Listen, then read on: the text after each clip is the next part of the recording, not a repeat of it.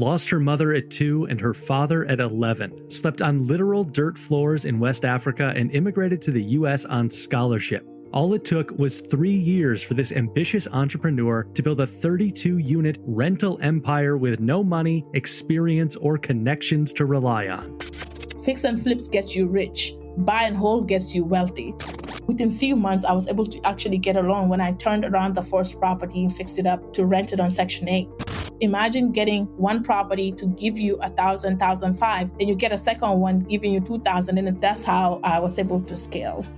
So for a Section 8 property, I want to get at least $1,000 or more, because in Section 8 properties, mostly they're not very expensive houses.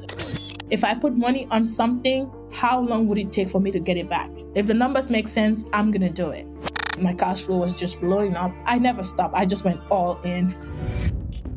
I'm your host, Alex Freeman, and today we're uncovering the incredible story of Yamundow Camara. From how she did it with no money to her shockingly impressive profits. Welcome to the show. Thank you so much, Alex. Thank you for having me. I'm so excited to have you here, and I know our listeners are also excited to have you on the show. So as a note there, we're doing things a little differently this episode because we got so many questions for you from our YouTube community that most of these interview questions are coming from them. So a reminder to our listeners, go join the Upflip YouTube community, youtube.com/upflip, and you can pose questions to future podcast guests and sometimes completely write the script of the show. So Yamu, again, these are mostly coming from the community to you. I'm excited to dive in. Let's start with our story for those that are listening that might not be familiar with your story. How did you get started? This feels so simple, what I know of your story, but how did you get into investing in real estate? And feel free to take that as far back as you'd like. Sure, of course. I would love that. So from my accent, you can tell I'm from West Africa. I grew up as an orphan in a small village. My mom passed when I was 2 and my dad passed when I was 11. So when my mom passed, my dad was really old then and he was sick. So my sister had to be forced to get married so she can take care of me and my brother, who's like 5 years older than me. So we have to move to her husband's extended family. So in Africa, we live in villages. In the village, we live in like extended homes. So we're like a whole family, cousins, brothers, all build houses around, and everybody has the same last name because it's the same family. So me and my brother being raised in a household that it was evident that we don't belong there. There was a lot of abuse,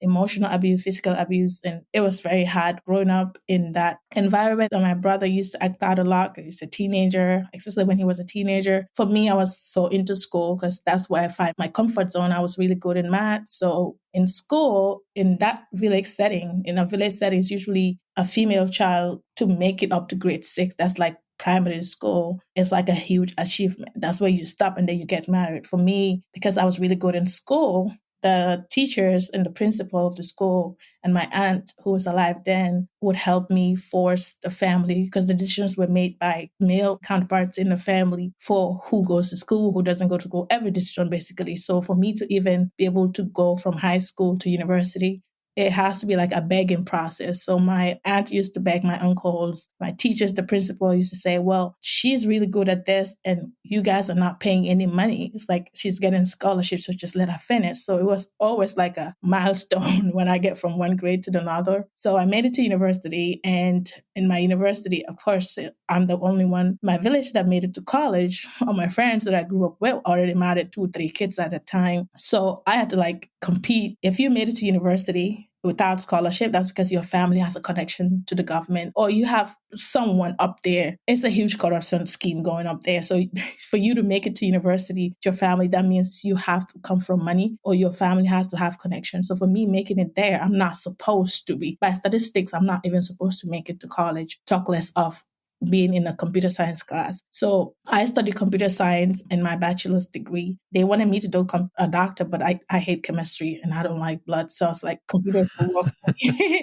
So I did computer science and I have a minor in mathematics. So I was doing really great in my computer science class. Of course, in any IT, usually there's always less female in the class. So of course, that was the situation. And the few females that I started with kind of dropped off and went into another direction. It was just me and another girl. And that, I don't know if she ended up completing, but I was like, what can I do to change the situation? So I started a nonprofit organization that teaches girls how to write computer codes in my final semester. So I got an internship, and in that internship, my boss was able to give me the used computers, and I used that to go around different villages with my colleagues that are in the nonprofit organization to teach girls how to code. So that kind of blew up. Other cities in Africa were taking over that nonprofit work, and it's called Girls in ICT. So it kind of blew up, and there's this fellowship program that the US government has created, President Obama in 2015, I believe, and it's named after Nelson Mandela of South Africa, late Nelson Mandela. So it's a nonprofit. It's a fellowship for young African leaders that are doing something great in their community. So a lot of people will send me, especially at work, they will send me, they say, you need to apply for this. I was like, these are people that are doing really amazing things all over Africa. Like they're fighting, war, they're fighting poverty, like domestic violence, all that stuff. Those are important stuff. I don't think what I'm doing is as much. They were like, just apply. So I was like, you know what? What am I going to lose? It's free. So I applied, and it's 40,000 applicants every year when it started all over Africa. So you're competing against the whole continent, right? So I applied the first stage. I got an email saying I made it to the second. I was like, oh my God, maybe the second one, that's it. I don't think I will go any further. So US Embassy again, another interview. I went again. I got an email, and I was like, whoa. So I went through the whole process of the interview, and I kept going. I was like, at the beginning, I didn't even tell anyone at home because I was like, I don't think it's going to get, but it's going to be a great experience. Let me just do it. So at the end, I got it. I got an email from the US Embassy that I was selected to come to the US to meet President Obama. So I was placed at Northwestern University in Evanston, Illinois, Chicago. And then I was flown to DC to meet President Obama in 2016. So during that time, I was like, I can't make it up here and go back to what I came from. I have to so I was like, okay, when I saw that I might make this, I started applying for university master's degrees. So I was like, if I come here, I don't know if they will even let me. So my aunt again and my sister have to beg my uncles to see if I can come. They were like, this is free. The US Embassy is paying for everything. The US government is paying for everything. She doesn't have to do. So why can she just go? So they were like, when she gets back, then she can get married. I was already betrothed. So when you're born as a female child in my culture, they already know who you're going to get married. So even when I was a child, I knew I was going to be married one of my cousins. Whether you like it or not, that's what was this for you. And I didn't want that. I wanted something better for me. So I was like, I made it here. If I made it to this place, I'll try to see what I can do. But because it's a step by step, right? Before I came, I applied for another university to get a master's degree, and I got a full scholarship to work as a data analyst. So I analyzed the data for the university, and they waived my tuition fees. So what I did is we didn't tell them about the second scholarship. They just told them that the US government is paying for the first one. She's going to come, and then she's going to come back and get married, do whatever you guys want her to do.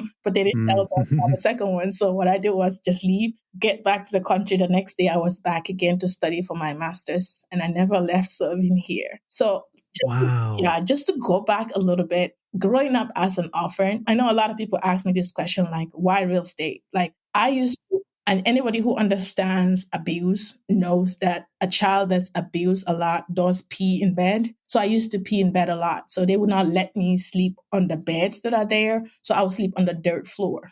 And when I say dirt floor, it's like the sand, like basically. So sometimes it would be raining and the worms will go. I'll get up and kill the worms. Of course, bed bugs everywhere. The wall that I sleep beside on has like bed bugs. My bed sheets, the sheets that I use, I actually wash the sheets myself. Let's say an 8-year-old has to wash. And when I say wash, you guys have, like in America, you have the laundry, right? Like the wash and dryer. We don't have that. You wash with your hands. So I wash my own bed sheets and I hang them. And sometimes I go and play with my friends. And then, because they will not let me hang my bed sheets on the liner. So you have liners like threads. I don't know if it's ropes. So because it's in the house, when people come, they will see dirty ones and it's smelly. So they will not let me hang it on the ropes that everyone would use. They will make me put it on the fence. So I will hang my bedsheet on the fence. And as a child, sometimes it's so heavy, I can't put it on and it will fall off. And I'll just throw it on there. And I was like, I figured it out after, because I'm ready to go play or go do whatever chores I had to do. And then it's nighttime and I have to go sleep and my bedsheets are wet because they're not dry. It's just like the rainy season. So I'll just sleep on that. So that with worms and bugs. Sometimes I'll wake up in the morning and my shirt is all bloody in the back because it has so many bugs. At night, I'll just press on it and kill it on my skin. So it was really bad. There are other things that my husband's like, don't say that. You're in therapy, those things. Don't mention that in the interviews. But Yeah, that's just a tip of the ice. A lot of things happen. But as a child growing up on that, I always wish I had a bed. I always wish I have a house that I could say, I own this. Like, this is my home. Because my dad's house was like the poorest. Like, my dad had nothing. So even when we do something or my brother does something and he's beaten, they will say, oh, return these kids, return them to their dad. Or if I do something, it's like a threat. We're going to return you to your house. So you knew you don't belong. Plus, your father's house is like, oh, that's the worst of worst. It's like a threat. You wouldn't want to live there, basically, is what that means. Like, oh, we're going to return you. So that means you're not going to be having the privileges that you have here. Because my dad's house is really bad. Sometimes when I visit on holidays before he passed, when I was a kid, it would rain at night. We would just sit and wait for the rain to go. Like, it's literally raining into the house. It was really bad. If you check African villages, like just Google, you will see like how the houses are built with modern stuff. So you will see how bad, like somebody that's from Africa would totally get it. It was like, oh, I know exactly what she means. And like, I used to fetch water using buckets until like I have hair, but the middle of my head doesn't have, the growth is shorter than the other sides because of fetching water in a long distance, like fetching water, and I have to put the bucket on my head. As a child, yeah. So it's a rough childhood compared to what my situation now is. That's how it started of me, wanting real estate, seeing other students. Like, I mean, at school, I'm like, ooh, the favorite kid, right? The smartest kid in school. But the kids are looking at me, oh, wow, she's smart. I'm looking at them, wow, she has a parent. Wow, she has a dad. Whoa, look, she has a bed. When we go to their house to study, whoa, look, they have a house. So I always like, one day I'm going to buy a house. I didn't think it was going to be multiple houses, but I knew I was going to work very hard one day to have something, a house that I call mine, a house that I call my own home. Because I knew my dad's house wasn't our house. It was, I think I'm talking too much. No. It's all very interesting and important, I think, for the background. I'm very curious. There are plenty of university students in the United States who were born in the United States, who grew up here, that would not have the first clue of how to start investing in real estate and building a real estate empire. So how did you make that transition? Obviously, there certainly must have been some semblance of culture shock when you arrived, but then how do you take your full life experience and then learn this new area? There's a lot of culture shocks, to be honest. The first one is when I came to the US, a lot of people just speak one language and while I speak multiple. And I'm like, just one language? And some of them like, oh, I speak Spanish too. And I'm like, that's it? We speak like 5-6 languages total. So that was one culture shock. But the real estate part started. So because my master's degree was a scholarship where I work for the university and they waive my tuition fee and I get $1,000 stipend. With that $1,000, I pay student insurance, international students insurance, which is very expensive, probably like $480 or something. Let's say $500, all of that goes there. The other $500, I have to pay other student bills like library and textbooks and stuff. And the rest I will use for bus fare because I didn't know how to drive then, actually. So I used the bus to go around the school, back to school and the apartment. And of course, the rent was like $300 or something. So where it all began was because I had to get roommates. So one of the roommates, their parents, what they did was buy a property and then sub-rent it to other students. So for a 3-bedroom home, their kids, which are my colleagues, were renting each, like as every student that they're renting will only bring a mattress. So the 3-bedroom, each room has 3 mattresses. So they're collecting $300 per each student per room. So that's 900 times 3, for example. So that's how much they were making. So the mortgage has already been paid and the parents, they own the properties. So I was like, this is a great model. This is something I would want to do eventually. At that time, because I never thought of like investing. I thought of buying a home because of how my childhood was. And I like always wanted to always buy. I'm fascinated with homes, having friends that have homes and I didn't have. I was always fascinated by that, but my rental journey started from there. It kind of opened my mind. I was like, this is insane. I wanted to know what the bills were, how much the mortgage were. So I'll ask questions like, well, how much are your parents? How much did they buy the house for? Well, how much is their mortgage? Like, how much were they paying expense-wise? And I was like, this is insane. Like, one room is actually paying for the whole mortgage because the mortgage was at less than $1,000. And one room was bringing in $900 because each student has a mattress. in the room. So that was like insane to me. So that's how it all started. I was like, I have to do this. So I knew when I start working, I would do that. But when I graduated, I got a job with CDC. I worked as a data scientist in Atlanta, and I was in Illinois. So in Atlanta here, I couldn't afford any properties around me.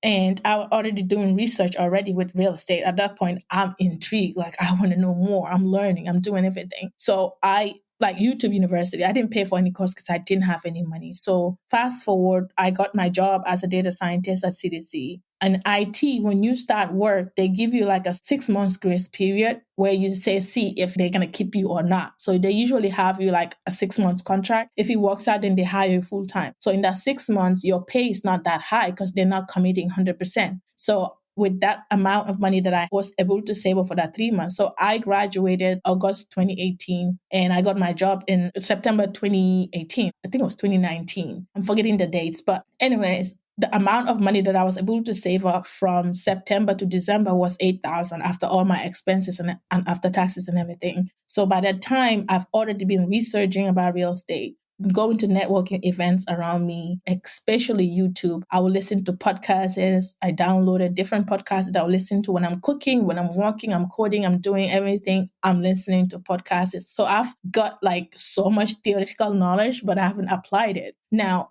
mind you, I'm from Africa. I don't know anything about credit or how it works, like that you need credit, right? I do have a social security that then, because I was working for the university part-time, right? So I have the social security, and the university scholarship basically created a bank account for me. So that's where the money goes. And I have a debit card. I didn't know anything about credit or anything. It didn't make sense to me and I didn't understand it. I was around only students and professors. So there was nobody to tell me what credit is or how it works. So I didn't know anything about credit. So from my research, a lot of people, a lot of podcasts, the guests that they interview will say, oh, you need to get the credit. This is bank requires this much credit, blah, blah, blah. I never knew all of that. And they also, one important thing that I learned was try to work with local banks in the city that you're going to be investing in. So I was like, okay, I can't afford Atlanta. The only place I know from Africa is Illinois and here, Atlanta. So I was like, okay, let me go back to where I started. That's my roots, basically, in America. So I was like, okay, those properties were cheaper than properties here. So I was like, let me look there. By that time, I've read this book about investing out of state, right? So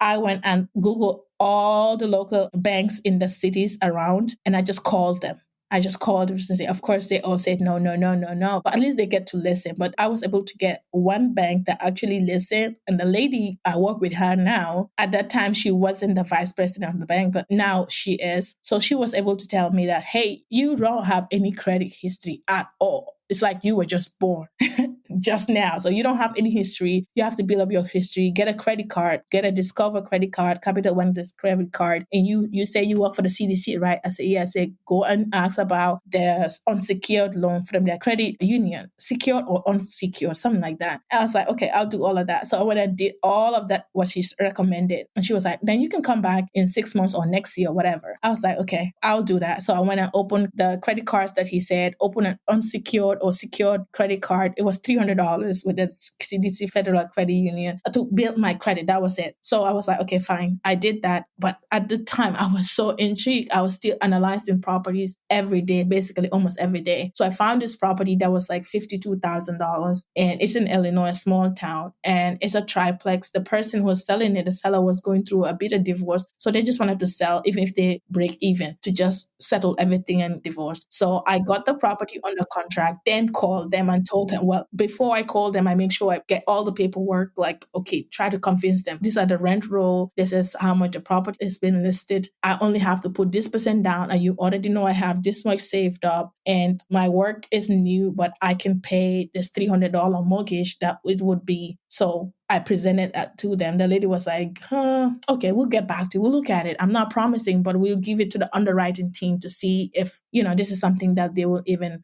entertain. And she get back to me and say, we'll do it. Worst case scenario, I told them, even if the tenants don't pay, even just one tenant paying, I'll be able to cover the mortgage, which is $350 something. I think that kind of pushed the button for them to make it possible. So that's how I got it. But I later found out that everything on the sheet that I was giving, the financial on the property was wrong. The tenant were leaving. One of the tenant was not paying. It was COVID 2020. It was just bad. So everything just went left. I think we can get that. into that later on. Definitely want to follow up on that. I want to also just give a shout out to PNW Max, Yoila Chara, and Savant Moore from our YouTube community who asked questions about how you got credit to make that first purchase and how you got into rentals and also what strategies you kind of came up with to get that first rental, which you just talked about. So I just want to give them a little shout out for posing those questions to us as well. And also just a reminder to our listeners that there are multiple ways to start a property rental business. And if you want more insights, you can check out the Upflip blog post on how to invest in real estate, 7 steps to 100K a month, to see Thack Real Estate Group founder Thack Wynn's advice on how to develop an investment strategy. Yamu, I'm curious, you just kind of talked about how you discovered the world of credit, and Ready Steady also poses the question about loan structure, details like deposit percentage, P&I, IO, gearing structure, all of those kind of like vocabulary words of these loans. How did you go about learning what those were and what those should look like in a deal that is favorable to you? So for me, when I was starting off, all these jargons, the big words, they're just jargons to me as well, right? After I started investing, I actually took the risk, is when I started actually learning them in practical. So don't be stuck in analysis paralysis where you just analyze and you don't know, and these jargons just confuse you. Just get started. Now, for me, most of my deals, the way I structured, because of I was a high risk, it's not like my credit is bad. It's just don't have history. It's like a newborn, basically. So if your credit is not that great, that's something to work on. You have that option to work on. For me, I didn't even know like where to get started at all when it comes to credit. So my first deal, I had to put a conventional loan. You put 20% down, 15 to 20% down, in some cases up to 25% down, depending on your profile as if you're high risk or not. So I didn't have any student loans, but my credit wasn't good, but I don't have any loan. Like I don't have a car loan. I didn't even have a car then. So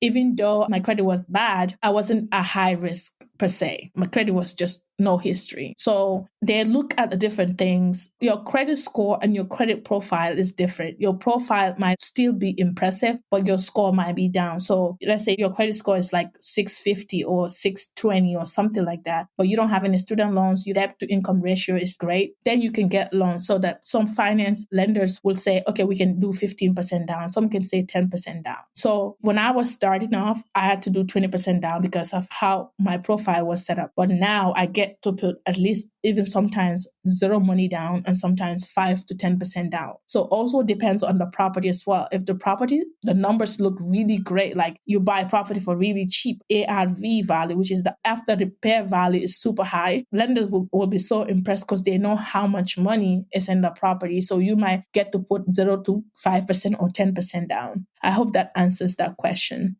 That was great. You also mentioned kind of amount of research you had been doing like before you bought that first property. And Darren Chow posed the question, how do you identify and evaluate a property that you're considering buying? And I definitely want to hear particularly about how you kind of, ultimately made the decision that this first property was the right property for you to start. So there are different ways to analyze depending on the exit strategy. So exit strategy is basically like, who are going to be your renters? What are you going to do after the property is done? Are you going to be flipping it, meaning you're going to sell it? Are you going to be renting it long-term like Section 8 or like a market rent or 12-month leases? Or are you going to do short-term or mid-term? So my strategy is Section 8 and also short-term and mid-term rentals. So the way I will analyze a Section 8 property and the way I will analyze a short-term or mid-term rental property is different. So for a Section 8 property, I want to get at least $1,000 or more because in Section 8 properties, mostly they're not very expensive houses. So for a mid-term rental, I can look at a property that's like at least 100,000 or more. For Section 8 properties, I want to houses around 80,000 and above. So when I'm analyzing a Section 8 property, so when you're looking to invest, first of all, before you start looking to invest in a property, you want to focus on what you're looking for. So are you investing in a property for cash flow, or are you investing in the property for appreciation, meaning, well, in 5 years, the house is going to be worth millions, or it's going to be worth so and so much, or are you invest on getting cash flow now? So for me, it's both, right? If I'm investing on Section 8, I'm investing for cash flow. If I'm investing for short-term rentals, cash flow plus appreciation. So a market that's like an A-B area, I get appreciation and cash flow as well. And on those areas, I will do short-term or mid-term rental. So when I'm analyzing is based on where the property is located. So that will determine what my exit strategy is.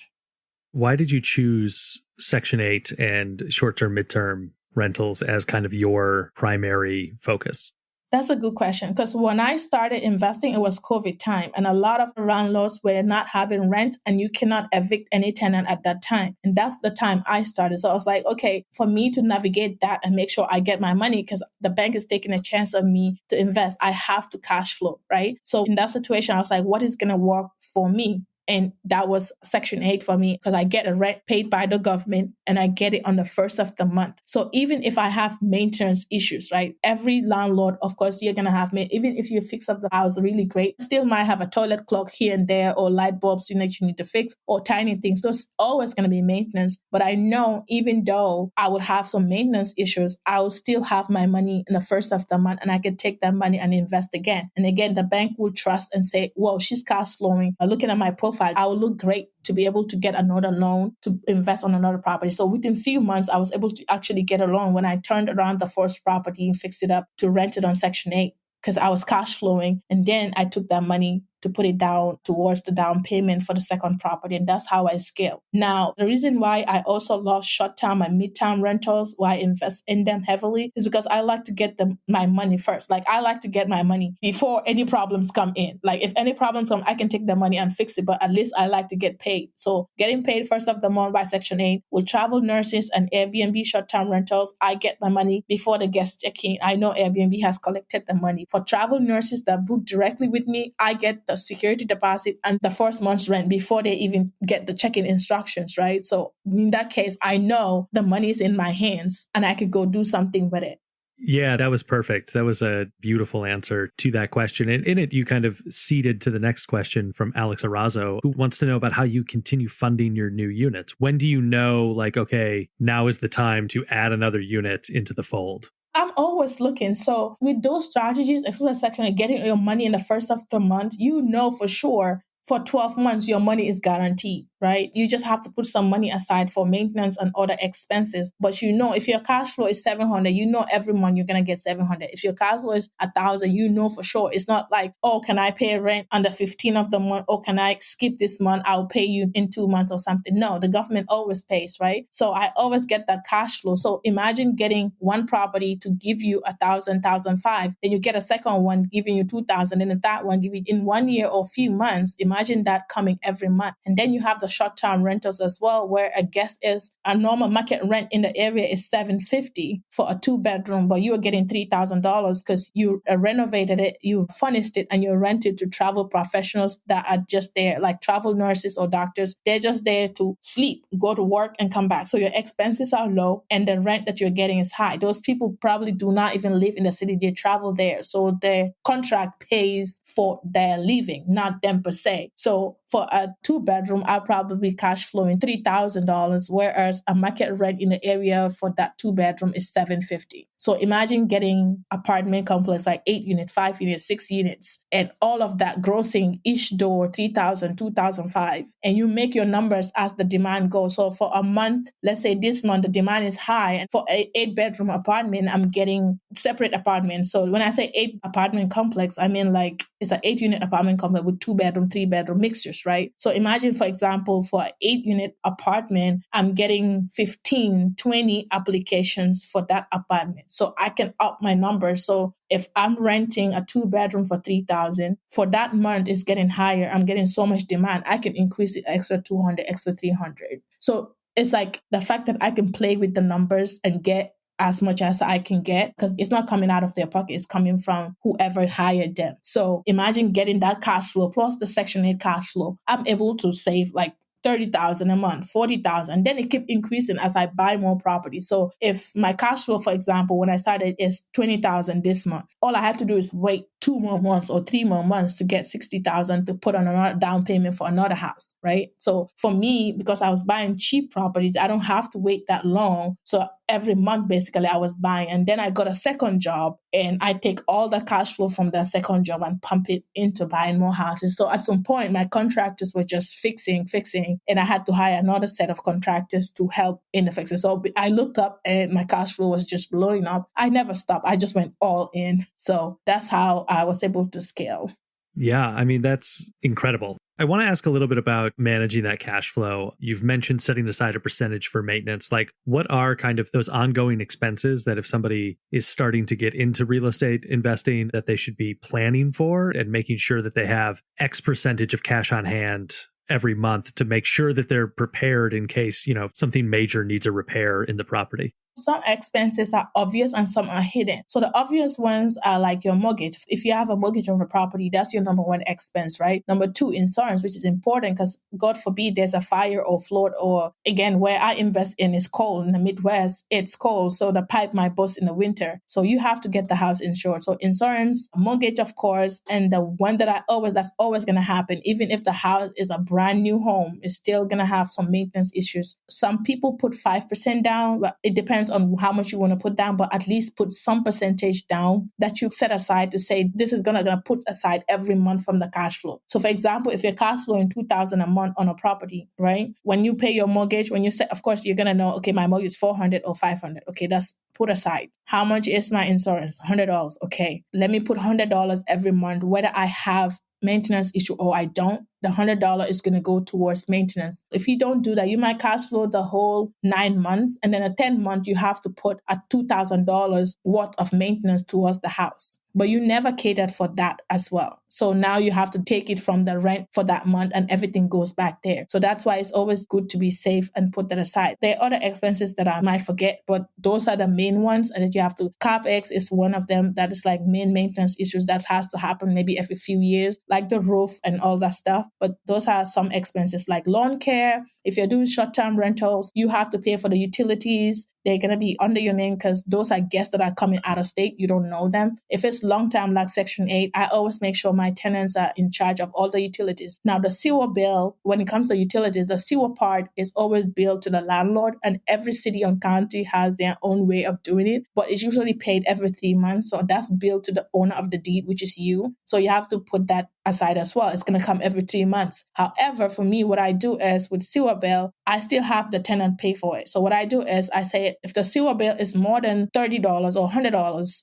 every 3 months, then you're going to pay for it. If it's under $100, then I'll pay for it, for example. But usually it's $30, $40, $50. So you put that set aside, you put it in your lease. That means if the sewer bill comes and it's way more than what you targeted for, they will cover for it. So you can still pay for it and then send them a bill. Lawn care, if you're investing in the Midwest where it snows, you have to also include snow removal. Those are some expenses that some people forget and that you have to include that as a landlord. So you cannot just say, oh, my cash flow is the income minus expenses, which is income, which is 2,000 minus your mortgage, 500, and 1,500 is your profit. No, there are other expenses that you need to take care of as well. Shout out to Jonan and Vaishnavi, who submitted some questions about revenue and financials that we just touched on. I'm curious, how passive is your income? How many hours are you spending working on the business or in the business on an average week? That's a great question. When I started, I was excited, doing everything myself. Because when I first started, the first year and a half was mostly just Section 8. And then when short-term rental happened, 2021, when the blow-up happened, everybody was talking about Airbnb because people were tired just being indoors the whole of 2020. Airbnb kind of blew up. So that's when I started doing short-term rentals and mid-term rentals. When I first started the short-term rental part, with Section 8, it's easy because I get the rent every month. If there's an issue, just have the tenant contact my contractor in that city or in that town to fix it. Now, that was easy management because I manage it and I will have issues here and there, and I can just fix those in like 30 minutes a week or so. When it comes to short-term, mid-term rentals, it's more involved because you have to be talking to the guests. You have to send inquiries, you have to respond and all of that. At the beginning, it was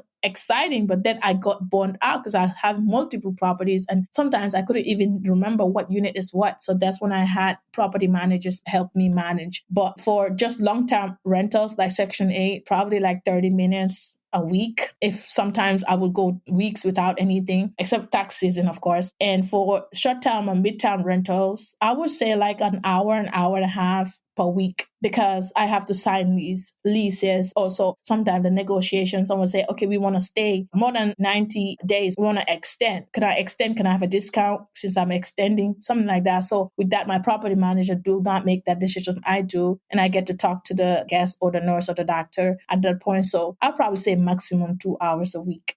This is going to be kind of an amalgamation of questions that came from Molly Ingram, Ms. Loquacious, and others. I'm curious about being out of state and being distant from these properties and how you have gone about hiring contractors and property managers and making sure that you have the right people on the ground to deal with the properties for you.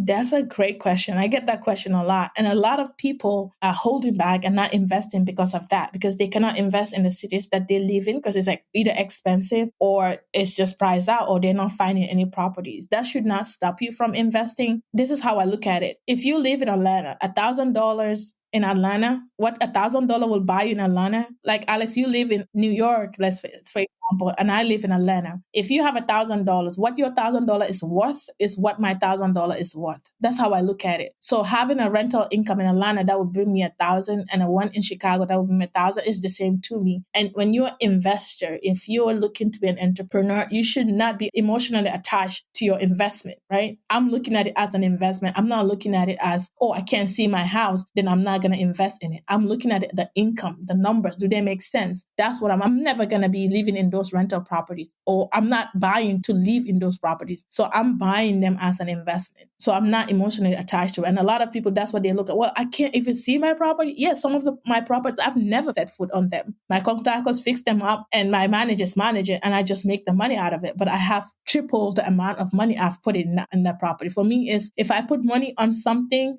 how long would it take for me to get it back? If the numbers make sense, I'm going to do it. The part with contractors. So in real estate, you always hear a contractor will make or break your business. Every investor is always going to have, a real estate investor is always going to tell you a horrible story or how they got cheated by a contractor. That's always going to happen. It's hardly where somebody starts and they never get cheated. So managing contractors, you have to be able to know how to vet them, how to actually find them, to how to negotiate, how to know how to pay them. So all those are important things. Like for me, when I find a contractor, so when I'm looking at a property to buy, a distressed property, meaning it needs work, I want a contractor to go look at it. So let's say this is a new contractor that I've never worked with before. I want to build a relationship with you. First of all, I tell you I'm an investor and I'm looking to be buying multiple property. This is not a one-time wonder. So I'm looking to work with you long term. If that's what you want, this is what I want. And also everything is documented, like the scope of work, what kind of work I need, how much we're going to be paying, how long the work is going to be. And we need to sign all of these, right? So when I'm buying the property, when my agent is looking at the property to show me around on FaceTime or video call, my contractor is looking at all the things that are important, like structure-wise, foundation, the roof, all the things that needs to be done, for example. So once they're both done, the agent's there to give me information about, the location is great, it's close to the hospital, it's this, that, right? Or it's good for Section 8. The contract is there to tell me how much work it needs, how much it's going to cost to fix it, all that stuff. So based on that, I go and run my numbers and say, okay, yes, this is going to work. And then I tell the contractor, here's the contract. This is what I want done. How much is your bid? They give me the bid. We negotiate. We also negotiate how the payment will be done in installment. Do not go and pay a contractor full or half. Do it quarterly. Buy material, they do the work, and then you pay them that quarter. So if, for example, if you're going to be doing the bathroom and the kitchen, for example, for that renovation, and they charge you $5,000, I want to pay you $1,000. I want to buy the material for $1,000 something, or whatever the material is for the first phase. Do that renovation. Once they're done, I check. My property manager goes and check, or I fly down there. I arrange a flight, go see it, make sure that what we said was going to be done is done. And then I pay you for the next one and then we continue. I'm never going to pay you. So even if you decide to cheat and run away with my money, you only run away with a quarter, not half or full. So there are different ways. I don't think we'll be able to discuss all of that in the podcast,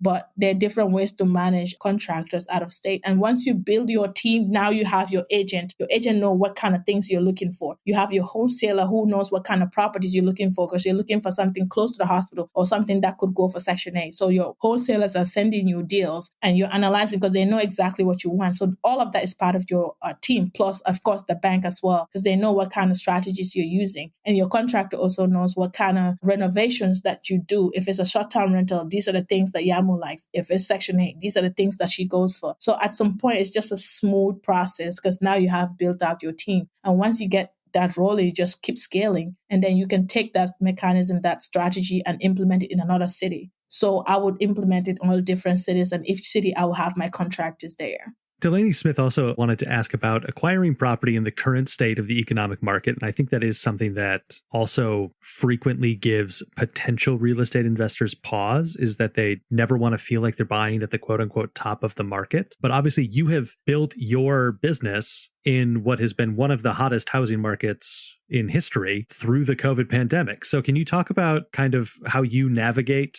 either those fears or just not having those worries, or your thoughts on that? So this is the thing, like always, as the saying goes, the best time to buy real estate is yesterday. So if you're thinking about it, buying it, you should have bought it yesterday. If you're thinking about, if it's tomorrow and you're thinking about buying tomorrow, it should be today. So do not wait to buy. If the numbers make sense, then you have to buy. This is the thing. A lot of people would just assume. So you all remember during COVID time how people were bidding 50,000, 60,000 more than asking, in some cases 100,000 more, because the numbers make sense to the property. This is the thing with real estate. Whether it goes up or down, either way is going to go up against time. So it will go down today, go up tomorrow, but it's going up in a slope, going up, not down. And the kind of investment I do is not fix and flip. So if you're fixing and flipping, you buy a property, fix it up, you're ready to sell, but the market is down. You put in so much money, you cannot recoup that money back. That's not my strategy. I'm not a fix and flipper. Fix and flips gets you rich. Buy and hold gets you wealthy. So with buy and hold, that's what I do. So I own the property. I'm not looking to sell it in the next 10 years or next 5 years, right? If the property values go down, something happened, property value, I know it's going to come up again. I don't care because I'm looking at the cash flow. Of course I care though. I'm not that I don't care, but I'm not that worried because I know I bought it long term. So I'm only focusing on getting the cash flow now and the equity will come. So if I'm looking to sell it, I will wait until the market goes back up, then I will sell it to get a higher profit. But I'm not looking to sell. But that in case you're looking to sell, that's how you wait, because the properties values, if they go down, they surely come up. If they go up, they surely come down. It's a slope. It goes like that. So if you're fix and flipping, that's when you're supposed to be worried if your property is going to sell once the property values go down. But if you're buy and hold and you're looking into cash flow and appreciation at the same time, then you shouldn't worry because you're a buy and hold investor. If the property values goes up and it's really up, you're like, you know what? It's a lot of money in this house. Let me just sell it. Then you can do that. You have that option as well. So there are different strategies. Exit strategy, you can be a fix and flipper. You can be a buy and hold investor. That's where you build the wealth if you hold the property. And then there's also, if the property values go up, you can refinance and pull out some money and equity from your property and put it in another property. So that way you're not selling it, but you also are able to pull money out. So there's different ways. It's exciting when I start talking in real estate. I just go too detailed. But I hope that answered their question. So don't wait to buy real estate and wait. Yamu, if you could pick the one thing that people take away from this interview, what would it be? So one of the biggest mistakes I did when I was thinking of starting, I used to tell my coworkers, hey, I was looking to buy properties and fix them up and do that. I'm excited. So I'm telling the wrong people. They're like, you don't know America. You just got here. You don't want to be a landlord. And America's racist. They're going to be mean to you. This. And buying these cheap properties, it's not going to work out. You live here, you can invest out of state. It's not going to do it. Because I was looking for validation from the wrong people because they never bought a property. They have properties where they live in. There's a primary home, but not as investors. So do not listen to people that have never done anything before, like bought real estate before as an investor. So even a first-time home buyer who lives in their primary home doesn't mean that person is an investor. So there are two differences. There are differences between. So make sure you're not taking advice from someone who's never done it before. Surround yourself with like-minded people that want to go to places that you want to go to or who are at places that you want to be at. What's your favorite business book and why? I have multiple business books, but I don't know if that's a business book. It's like compound interest. So it's basically like business book and a mindset book. It's basically teach you how to compound your profits. Like, I don't even know if that's a business book. I think it's a like I don't. No, that counts. Yeah. So it just teaches you how to change your mindset to be in the right space and how to exponential growth. Yamu, where can people connect with you or learn more about you and your story? I am on Instagram and TikTok, but I'm mostly active on Instagram. My Instagram handle is Building Wealth from Rentals. And I'm about to start a YouTube channel. Everybody has been asking me to put a YouTube channel, so I'll be starting that as well. The same handle, Building Wealth from Rentals. That is going to do it for this episode of the Upflip podcast. Listeners, you can find more advice for how to start or grow a business the right way on the Upflip Hub. And if you like this episode, make sure you let us know by leaving a review on Apple Podcasts or wherever you are listening right now. Yamundow Camara, thank you so much for joining us. Thank you, Alex. Thank you so much for having me.